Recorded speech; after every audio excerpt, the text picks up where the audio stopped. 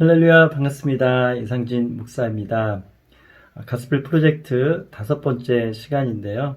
오늘은 바리새인과 세리 비유로 함께 나누겠습니다. 바리새인은 어떤 사람들입니까? 율법을 잘 지키는 사람이죠. 그런데 율법을 잘 지키는 것은 너무나 좋은 일이었지만 그 잘 지키는 것 때문에 자신을 의롭다라고 생각했던 사람들입니다. 그래서 자기를 의롭게 여긴 만큼 그렇지 못한 죄인들을 멸시하고 낮게 봤던 그런 죄를 범하는 실수가 그들에게 있었던 것이죠. 세리는 어떤 사람들입니까?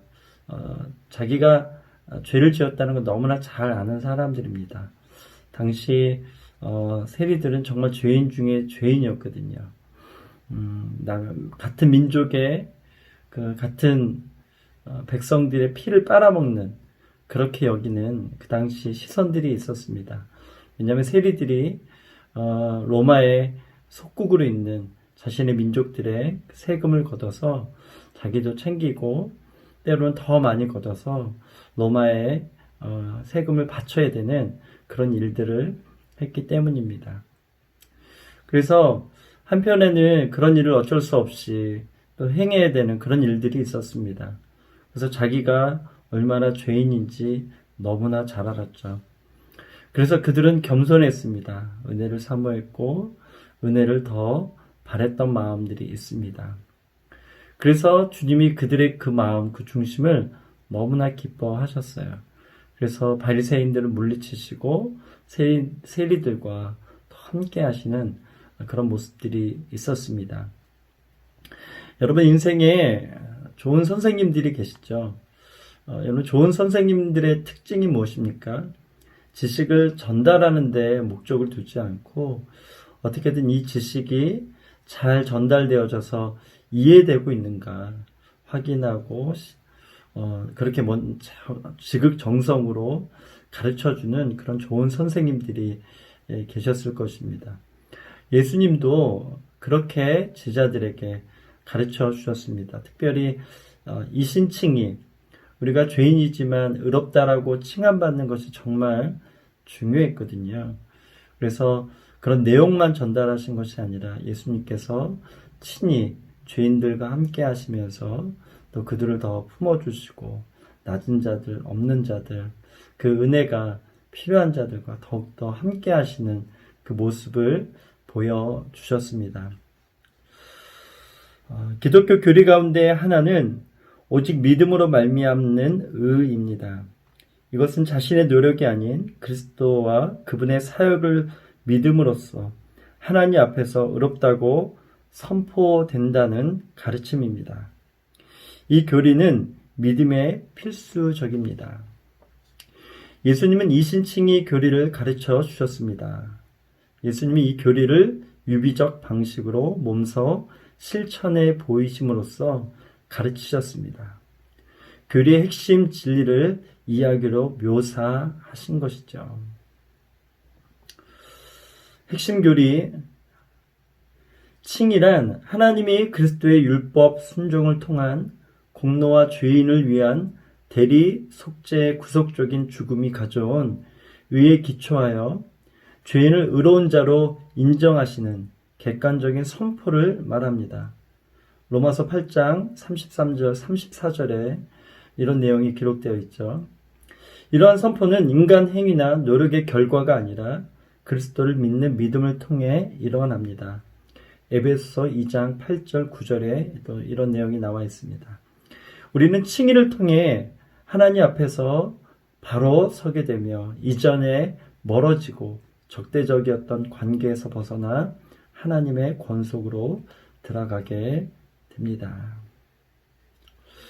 그래서 이 세션에서는 바리새인과 세리에 관한 예수님의 비유를 공부하며 스스로 의롭게 여기는 것의 위험과 긍휼히 여김 받아야 할 필요와 믿음으로 의롭게 된다는 것이 무엇인지 배우게 될 것입니다. 하나님은 우리를 부르셔서 우리의 죄성을 일깨워 주시고 우리에게 하나님의 긍휼이 필요함을 알려주시고 자기 자신을 믿는 사람들을 향해 겸손히 은혜의 복음을 선포하라고 말씀하십니다. 첫 번째입니다. 자신을 의롭게 여기면 다른 사람을 멸시하게 됩니다. 지금까지 우리는 예수님이 무언가를 강조하고자 하실 때 특정 상황 속의 이야기를 들려주시는 것을 보았습니다. 베드로가 형제를 몇 번이나 용서해야 하는지 질문하자 예수님은 무자비한 종 비유를 들려주셨습니다. 율법교사가 누가 내 이웃입니까? 하고 질문하자 예수님은 선한 사마리아인 비유를 들려주셨습니다.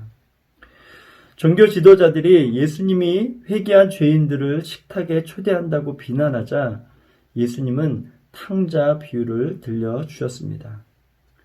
예수님은 청중의 마음을 겨냥해 이야기를 들려주셨던 것이죠. 이 세션의 비유 역시 지금까지 우리가 살펴본 다른 비유들과 유사합니다. 예수님은 영적 필요에 관해 설명하고자 이 이야기를 들려주셨습니다. 예수님의 이야기로 들어가기 전에 누가가 뭐라고 하는지부터 함께 살펴보기 원합니다. 누가복음 18장 9절 말씀인데요. 또 자기를 의롭다고 믿고 다른 사람을 멸시하는 자들에게 이 비유로 말씀하시되. 여기서 청중은 누구일까요? 예수님은 다음 두 가지를 행한 사람들을 겨냥해서 말씀하셨습니다. 그들은 첫째, 자기 스스로 의롭다고 믿었고, 둘째, 다른 사람들을 멸시했습니다.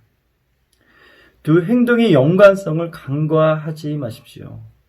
두 행동은 서로 연결되어 있습니다. 영적 근시안은 영적 교만을 초래합니다. 스스로 의롭다고 믿으면 다른 사람들을 멸시하게 됩니다. 다른 사람들을 멸시하면 자신이 다른 사람보다 우월하다고, 낫다고 생각하게 됩니다. 그렇게 악순환이 계속 되어지는 것이죠. 이 이야기를 다루기에 앞서 이 두 가지 요소가 서로 얼마나 강화하는지 아는 것이 중요합니다. 두 요소가 중요한 까닭은 우리가 스스로 만들어가는 개인의 가치를 높이 평가하는 세상에 살고 있기 때문입니다. 자기 자신을 신뢰하라, 자신감을 가져라, 스스로 해봐라. 우리 사회에서 이런 말들은 세상에서 자신만의 길을 계획하며 자립을 추구하라고 독려합니다. 하지만 그러한 마음가짐을 구원에 적용하면 정말 위험합니다. 영적 무덤을 파는 셈입니다. 시편 33편 18절에서 20절 말씀인데요. 그가 비록 생시에 자기를 축하하며 스스로 좋게함으로 사람들에게 칭찬을 받을지라도 그들은 그들의 역대 조상들에게로 돌아가리니 영원히 빛을 보지 못하리로다. 존귀하나 깨닫지 못하는 사람은 멸망하는 짐승 같도다. 잠언 29장 23절 말씀입니다. 사람이 교만하면 낮아지게 되겠고 마음이 겸손하면 영예를 얻으리라. 그래서 이번 비유의 신학적 주제는 하나님은 겸손한 자를 높이시고 높아진 자를 낮추십니다. 이죠. 이것은 잘못된 믿음에서 비롯된 것입니다. 오늘날에는 자기 힘과 노력으로 하나님께 스스로 나아갈 수 있다는 생각이 숭고하게 여겨지거나 심지어 칭송받을 만한 일로 평가되기도 합니다. 그러나 이러한 생각은 자기 자신을 너무나 모르기 때문에 하는 것입니다. 하나님을 자기 힘으로 기쁘시게 할 수 있다는 생각, 즉 스스로 의로워질 수 있다는 생각은 하나님의 기준을 따라잡을 수 있는 것쯤으로 폄하하거나 하나님과의 단절을 초래한 모든 죄를 간과한 결과로 일어난 것입니다. 질문해 봅니다. 스스로 의롭게 여길 때 나타나는 특징은 무엇입니까? 다음으로 자기 자신을 믿는 사람들은 다른 사람들을 멸시합니다.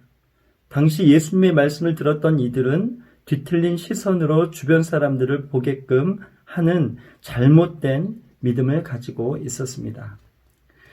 그들은 자기 죄를 알지 못하기에 스스로 어렵다고 생각하게 된 것입니다. 이런 일은 하나님의 기준을 사람이 다다를 수 있는 수준으로 끌어내린 결과로 벌어집니다. 일단 그렇게 생각하기 시작하면 자신을 하나님께 비추어 보는 대신 주변 사람들을 보게 됩니다. 주변 사람들보다 더 잘하고 있다고 생각하는 한 우월감이 자라게 되어 있는 것이죠. 자신을 하나님께 비추어 보는 대신 주변 사람들을 보게 됩니다. 주변 사람들보다 더 잘하고 있다고 생각하는 한 우월감이 자라게 되어 있습니다. 스스로 어렵게 여기는 것이 점차 얼마나 견고해지는지 압니까? 첫 번째, 스스로 어렵다고 믿으면 독선으로 변해 다른 사람들을 멸시하게 됩니다. 둘째, 멸시하던 사람들에게서 죄를 발견하면 자신을 더욱더 신뢰하게 됩니다. 왜냐하면 자신이 그들보다 더 어렵게 여겨지기 때문입니다. 그래서 다른 사람들을 더 멸시하게 됩니다. 자기 의로 눈이 멀 때까지 이런 일이 걷잡을 수 없이 반복됩니다. 기독교는 그러한 악순환의 고리를 깨뜨리고 깨부숩니다.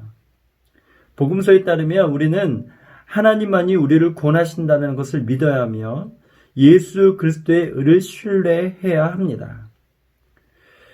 찬송가 중에 이 몸의 소망 무행가 우리 주 예수뿐일세 이런 고백이 있죠. 복음은 자기 자신을 믿고 자신을 의롭게 여기는 경향의 핵심을 찌릅니다. 또한 다른 사람들에 대해 느낄 수 있는 우월감을 깨뜨려 버립니다. 구원하신 하나님을 바라보는 한 어떤 사람도 멸시할 수 없습니다. 하나님의 국률이 얼마나 절실한지를 깨달은 사람이 어떻게 자신처럼 하나님의 국률을 구하는 다른 사람을 낮추어 볼 수 있겠습니까? 요한일서 4장 10절에서 11절 말씀입니다. 사랑은 여기 있으니 우리가 하나님을 사랑하는 것이 아니요 하나님이 우리를 사랑하사 우리 죄를 속하기 위해 화목제물로 그 아들을 보내셨음이라.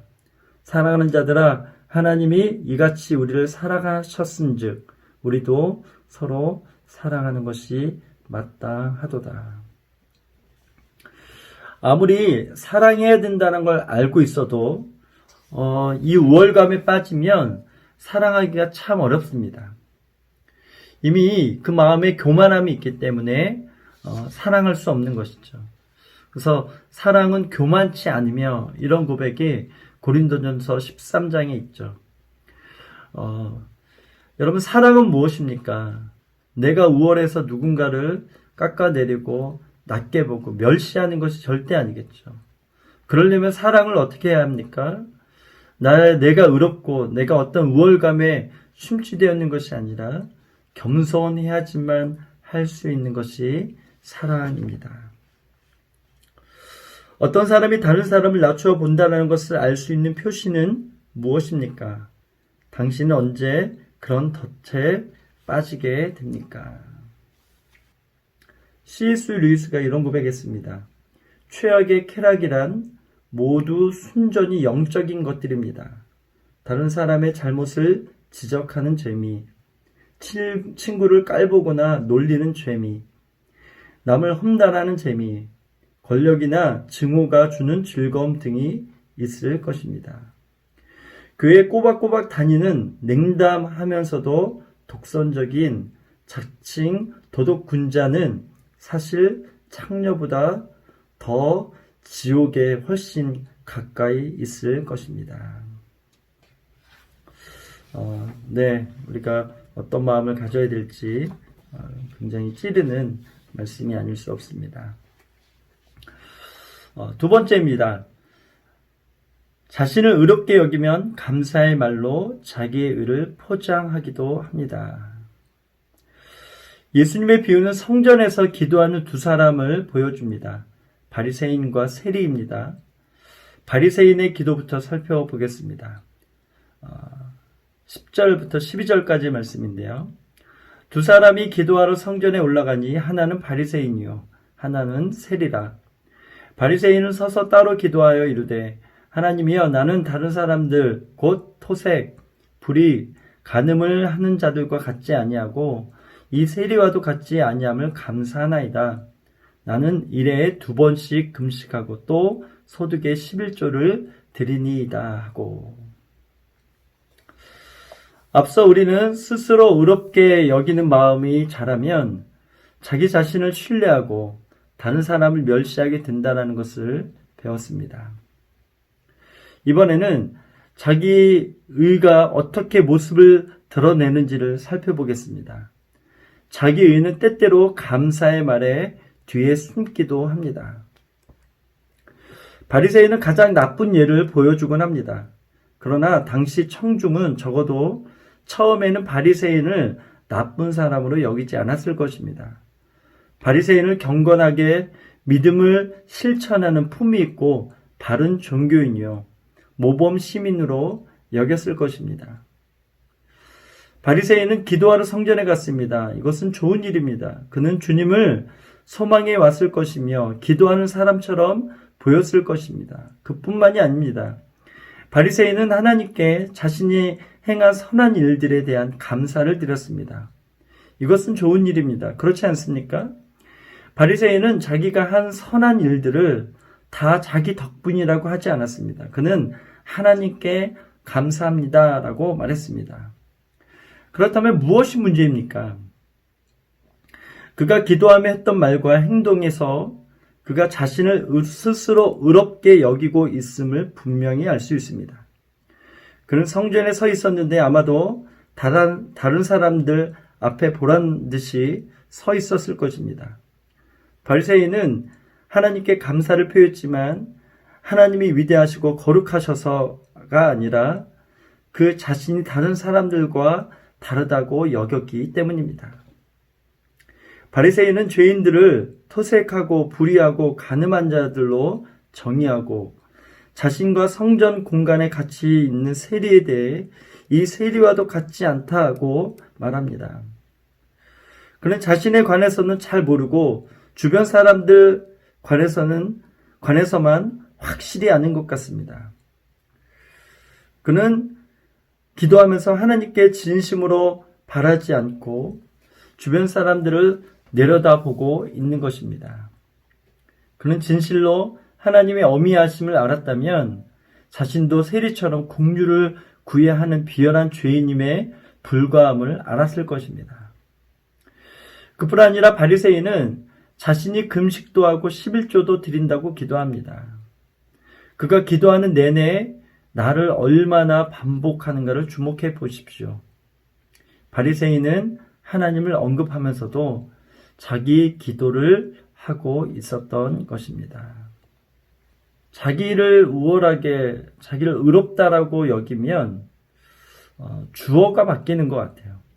조금 전에 얘기했던 것처럼 나 계속 자기가 잘한 것, 심지어 자기가 크게 죄인이 아닌 것에 감사하죠.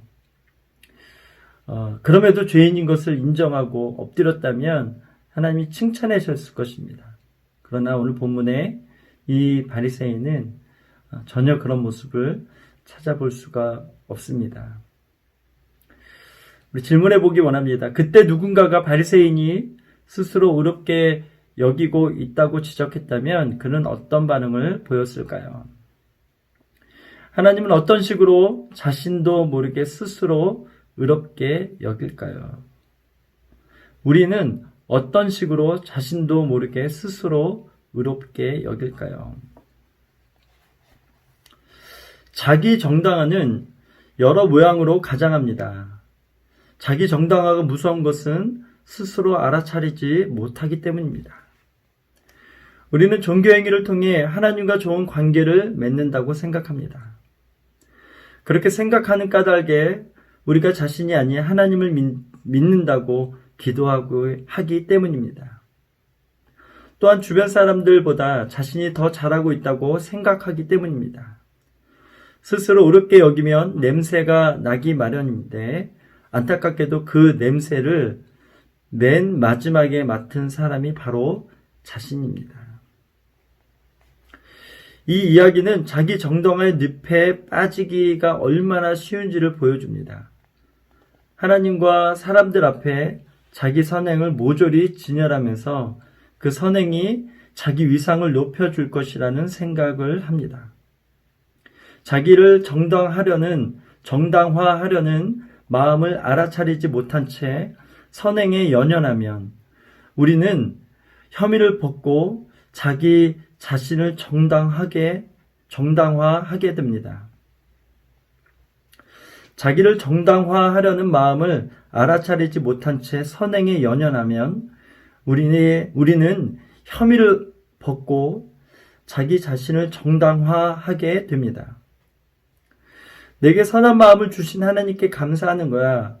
나는 누가 봐도 독실한 사람이야. 주변에 나보다 더 잘하는 사람이 있니? 그래도 내가 지키는 종교의식이 중요하지 않다고 말할래? 하지만 자기 의가 감사의 말로 포장되거나 하나님의 영광을 위한 열정으로 행한 것으로 외견상 드러날 때조차 자기 의는 여전히 자기 합리화일 뿐입니다. 잘못된 판단을 유발하는 것은 잘못된 믿음입니다. 다른 사람들에 대해서는 행동을 엄밀하게 판단하지만 자신에 대해서는 의도로 판단한다는 말이 있습니다. 우리는 자신을 판단할 때보다 주변 사람들을 판단할 때 더 모질게 합니다. 그렇죠. 자기에게 더 냉정하고 다른 사람들을 더 관대하게 여겨야 되는데 자기에게는 관대하고 다른 사람들에게는 모질게 구는 모습들이 정말 우리 안에 있는 것 같습니다. 질문해 봅니다. 자기 자신을 판단할 때보다 다른 사람들을 판단할 때 더 모질어지기 쉬운 이유는 무엇일까요? 세 번째입니다. 자비를 구하는 겸손한 탄원은 하나님의 은혜를 받았다는 표시입니다. 세리를 앞서 살펴본 성전에 서서 자기 자신에 관해 기도했던 바리새인과는 매우 다른 모습으로 기도했습니다. 누가복음 18장 13절, 14절 말씀인데요. 제가 읽어보겠습니다. 세리는 멀리 서서 감히 눈을 들어 하늘을 쳐다보지 못하고 다만 가슴을 치며 이르되 하나님이여 불쌍히 여기소서 나는 죄인이로소이다 하였는지라. 내가 너에게 이르노니 이에 저 바리새인이 아니고 이 사람이 의롭다 하심을 받고 그의 집으로 내려갔느니라. 무릇 자기를 높이는 자는 낮아지고 자기를 낮추는 자는 높아지리라 하시니라. 바리새인과 세리의 차이점을 적어보십시다. 바리새인은요, 관심의 대상으로 성전에 서 있고요. 주변 모든 사람들을 둘러보며 비교합니다. 하나님 앞에서 자신에 관해 기도합니다. 자신을 주변 모든 사람들보다 높게 여깁니다. 자신에 관해 기도하면서 나라는 말을 거듭 사용합니다. 세리는 어떤가요? 조롱의 대상으로 멀찌감치 서 있습니다. 감히 하늘을 향해 눈을 들지 못합니다. 하나님이 긍휼히 여겨 주시기를 기도합니다. 하나님 앞에 자신을 죄인으로 여기며 낮춥니다. 자신을 나무라며 겸손하게 가슴을 여러 번 칩니다. 오늘 어쩌면 여러분이 기도하셨을 거예요. 아니면 어제 기도하셨을 거예요. 여러분 어떤 모습으로 하나님께 섰습니까? 혹시 읽은 대로 바리새인 모습은 아니었습니까? 저는 여러분이 죄인의 이 세리의 모습이기를 주의 이름으로 축복합니다. 세리가 자기 가슴을 치는 것은 그가 얼마나 깊이 후회하고 있는가를 보여줍니다. 고대에는 여자들만이 장례 때 가슴을 치며 슬퍼했습니다. 남자가 그런 식으로 가슴 치는 것은 부끄러운 일입니다. 그런데 세리는 자신이 얼마나 수치스럽게 보일지 별 인식이 없습니다. 그는 자신이 얼마나 의로워 보이는가에 대해 전혀 신경 쓰지 않았고 오로지 자신이 얼마나 큰 죄인인가에 대해서만 걱정했습니다. 질문해 봅니다. 바리새인과 세리의 각기 다른 기도는 그들의 태도에 관해 무엇을 말해 줍니까? 세리의 기도는 하나님의 심판을 면하게 해달라는 기도였습니다. 그것은 속죄 기도로 하나님의 화목제물을 통해 하나님의 자비가 베풀어지기를 기도하는 것입니다. 바리새인은 그가 하나님을 위해 해왔던 모든 일에 관심을 집중했지만 세리는 하나님이 그를 위해 자비를 베풀어 주시기를 바라는 것이야말로 유일한 소망임을 알았습니다. 예수님 비유를 마무리하면서 그 의미를 설명해 주셨습니다. 세리는 의롭게 되어 집으로 돌아갔지만 바리새인은 그렇지 않았습니다. 당시 청중은 이 이야기의 결말에 충격을 받았을 것입니다. 종교인인 바리새인이 구원받지 못하고 저 혐오스럽고 경멸스러운 세리가 의롭게 여김을 받는다니 하고 말입니다. 당시 청중이 이 이야기의 결말에 흠집 놀랐던 데는 사회적인 이유가 있습니다. 예수님 시대의 세리는 가장 미움받고 경멸받는 이들이었습니다. 서두에 설명했던 것처럼 로마 제국에 부역을 했고 동족을 속여서 돈을 빼앗아 착복했으며 이를 통해 부자가 되었습니다. 우리 시대 가장 혐오스럽고 경멸스러운 범죄자들을 생각해 보십시오. 연쇄살인범이나 아동 성폭력범 등이 있을 것입니다. 이 이야기가 기독교 사회복지사와 연쇄살인범이나 아동 성폭력범에 관한 이야기라고 상상해 보십시오. 사회복지사가 아닌 회개한 연쇄살인범이나 아동 성폭력범이 의롭다고 여김을 받고 떠난다면 여러분은 정의감으로 분노가 끓어오를 것입니다. 의분을 느낄 것입니다. 그러면 이야기가 던진 충격이 얼마나 엄청났을지 이해할 수 있게 될 것입니다. 이렇게 예측할 수 없는 이유는 이 이야기가 오직 믿음으로 말미암아 의에 관한 충격적인 진리를 담고 있기 때문입니다. 즉, 구원은 우리의 선행이 아닌 하나님의 은혜로 말미암는 것입니다. 이 이야기가 충격적으로 다가오지 않는다면 이 교리가 얼마나 혁명적인 것인지에 관한 감을 잃은 탓입니다. 레리 킹은 수십 년간 CNN에서 저녁 토크쇼를 진행했습니다. 그는 종종 기독교 설교자들을 초청해 기독교의 가르침과 관련된 문제에 관해 토론해 줄 것을 요청했습니다. 그가 주로 제기한 첫 번째 쟁점은 예수님이 하나님께로 가는 유일한 길인가 하는 것이었습니다.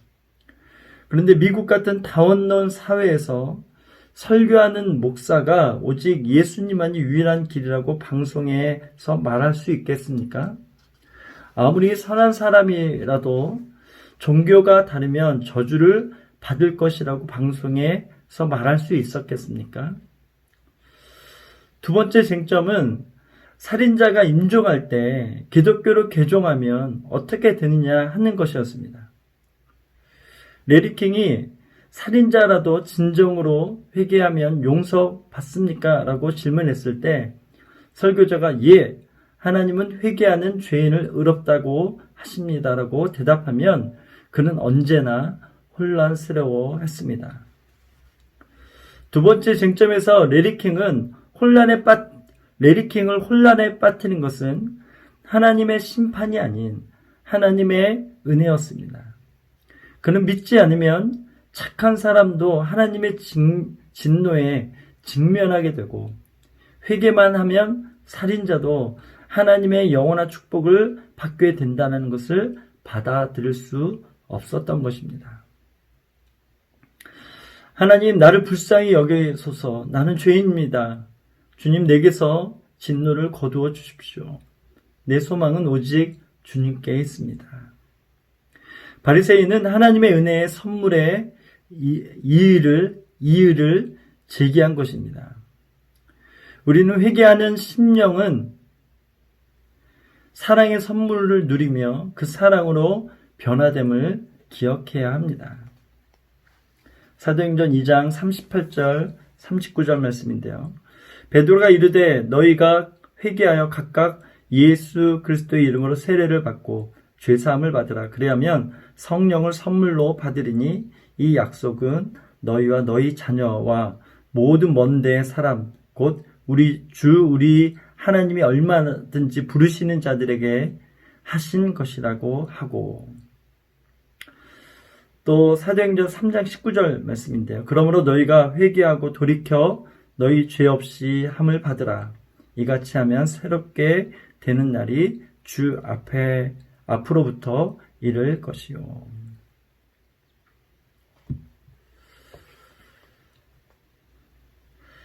바실리우스가 이런 말을 했습니다. 바리새인은 자신을 높이며 하나님의 판단을 기다리지 않고 스스로 의롭다고 선포했기 때문에 겸손한 사람과 죄인보다 못하다는 평가를 받았습니다. 자신을 다른 사람보다 높이지 마십시오. 그 사람이 대단한 죄인일지라도 말입니다. 질문하기 원합니다. 은혜가 필요함을 아는 사람들에게 어떤 표시가 나타납니까? 그것은 자신을 믿는 사람들에게서 나타나는 표시와 어떻게 다릅니까? 결론입니다. 바리새인과 세리 비유는 교만과 겸손, 행위로 말미암는 의, 믿음으로 말미암는 의를 생생하고 선명하게 대조합니다. 데럴 엘 보크는 이렇게 말합니다. 교만은 장점을 부각하고 겸손은 긍휼에 호소합니다. 교만은 동등한 입장에서 협상하려고 하지만 겸손은 도움이 필요한 상태에서 다가갑니다. 교만은 다른 사람을 깎아내림으로써 자신을 구별하지만 겸손은 누구나 도움이 필요하다는 것을 알기에 다른 사람과 자신을 동일시합니다. 교만은 사람들에게서 스스로 멀어짐으로써 파괴되지만 겸손은 함께 몸부림치면서 공감하는 힘으로 사람들의 마음 문을 엽니다. 교만은 하나님의 은혜를 외면하지만 겸손은 하나님을 반기며 하나님께 두 손을 듭니다. 자기 의에서는 악취가 나지만 회개와 겸손에서는 향기가 납니다. 모쪼록 바리새인에게 분개하고 세례를 기꺼이 맞아들이는 우리가 되기를 바랍니다. 마틴 루터도 이런 고백했습니다. 사람은 자신의 능력에 완전히 절망해 봐야 비로소 그리스도의 은혜를 받을 준비가 됩니다. 잠언 18장 22절에 사람의 마음의 교만은 멸망의 선봉이요 겸손은 존귀의 길잡이니라. 이런 교만과 겸손의 말씀이 있는 것을 우리가 잘 알고 있습니다. 사사기 2장 12절 말씀에도 귀한 말씀이 있는데요. 대저 만군의 여호와의 날이 모든 교만한 자와 거만한 자와 자고한 자에게 임하리니 그들이 낮아지리라. 또 야고보 4장 6절 말씀 너무나 귀한 말씀인데요. 그러나 더 큰 은혜를 주시나니 그러므로 일렀을 때 하나님이 교만한 자를 물리치시고 겸손한 자에게 은혜를 주신다 하였느니라. 그리스도와의 연결. 세리의 눈물은 죄인에게서 하나님의 진노를 거두어달라는 간청이었습니다. 예수님이 우리를 대신해 죽으심으로써 우리가 받아야 할 하나님의 진노를 거두어 가셨습니다. 그리스도께서 우리를 대신해 하나님의 진노를 거두어 가셨으므로 우리도 세리처럼 하나님께 진노를 거두고 긍휼을 베풀어 달라고 간구할 수 있으며 또한 믿을 수 있습니다. 하나님의 계획, 우리의 사명, 선교적 적용. 하나님은 우리에게 다른 사람들을 낮추어 보지 말고 구원하시는 하나님을 바라보라고 말씀하십니다. 그래야 자기를 의롭게 여기는 자들의 겸손과 은혜를 배우게 될 것입니다. 어떻게 하면 그리스도인이 하나님 앞에서 자기 의를 드러내는 대신 오직 예수님만 신뢰하도록 서로 도울 수 있을까요? 어떻게 해야 자기 의에 풍기는 악취를 자각할 수 있을까요? 어떻게 하면 가족이나 동료나 다른 사람들에게 자기 자신이 아닌 그리스도를 바라보도록 초청하며 그리스도의 겸손을 보여줄 수 있을까요? 예수를 믿었는데 겸손한 이유는 제가 생각할 때 십자가를 잃어버렸기 때문이라고 저는 생각합니다. 예수님께서 자기 자신을 위해서 십자가의 그토록 고통과 그토록 모진 매를 마셨고 채찍에 마셨고 세상에서 당할 수 있는 최고의 고통을 당하면서 목숨을 잃으셨다는 것이 실제로 여겨진다면 누가 교만할 수 있겠습니까? 이 말은 교만한 사람들은 그 십자가 앞에 나아가지 않는다는 증거입니다. 그러니까 죄인이기 때문에 자기 의만 보이는 것이죠. 자기의 의가 좋으니까 더 그 의를 쌓아야 하는 것이죠. 그렇게 자기를 자랑하고 과시하다 보면 그렇지 못한 사람이 업신여겨 보이는 것이죠. 이것이 오늘 예수님께서 핵심적으로 찔렀던 메시지인 것입니다. 여러분 자신을 점검해 보십시오. 다른 사람들에 대해서 불평하거나 또는 업신여기거나 낮게 말하는 여러 가지 그런 모습들이 있다면 어쩌면 여러분 교만한 것일 수 있습니다.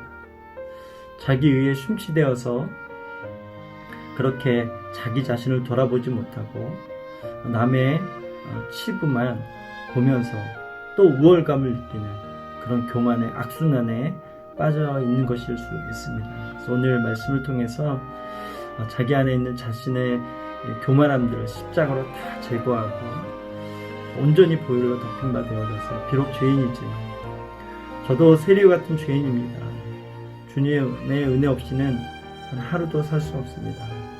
그런 겸손한 마음으로 날마다 십자가 앞에 나아가 더 가까이 나아가 구세주의 그 흘린 피로써 정결케 하시는 그 은혜를 입고 긍휼을 입고 그런 이신칭의의 축복을 받은 자로 복음에 합당하게 살아가는 저희가 되기를 소망합니다. 한 주간 평안하십시오.